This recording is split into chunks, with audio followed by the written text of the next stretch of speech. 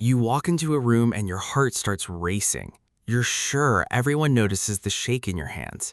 You're sure they can see it on your face. They can't. In 2000, psychologist Thomas Gilovich ran a strange experiment. He had a student wear an embarrassing t-shirt into a room full of strangers, then asked the student to guess how many people noticed. The student guessed around half the room. The real number was less than 20%. He called it the spotlight effect. Your brain insists you're the main character. Everyone else is too busy starring in their own movie to watch yours. This single miscalculation shapes almost everything you do socially. You rehearse texts before sending them. You replay conversations from 3 days ago, certain you said something wrong. You avoid raising your hand, asking the question, wearing the thing you actually like. All because of an audience that, statistically, was barely paying attention. Why does your brain do this? Because for most of human history, being watched mattered.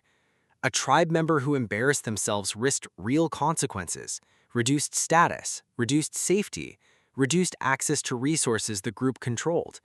So your brain evolved a built-in assumption. Someone is always watching and judging and keeping score. That assumption made sense in a group of 40 people you saw every day. It makes much less sense in a world of strangers who forget your existence within minutes. Psychologist Roger Brown and his colleagues studied something related in 1977: flashbulb memories.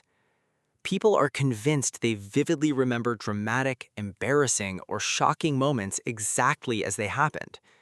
The catch is that when researchers tested those memories years later, the details were often wrong, sometimes wildly wrong. The vivid certainty wasn't accuracy, it was just confidence. You're not remembering what people saw. You're remembering what you were afraid they saw. Here's the part that should change how you move through the world. A 2003 study led by Justin Kruger found that the same self-focus that makes you overestimate how much people notice your flaws also makes you underestimate how much they notice your strengths. You're not just imagining a hostile audience, you're missing the parts of the audience that don't care at all, because they're not paying attention either way. Stop and consider what that means. The mistake you keep replaying in your head, the one that kept you up at night, most people forgot it by lunchtime, not because they're cruel, because they have their own spotlight to worry about, their own shake in the hands nobody else can see. This doesn't mean people never judge you. They do, occasionally, briefly, and then they move on to judging themselves. The judgment you fear is real, but it's a flicker, not a floodlight. You are building a courtroom in your head and appointing yourself as both the defendant and the entire jury. Think about the last time you cringed at a memory of yourself.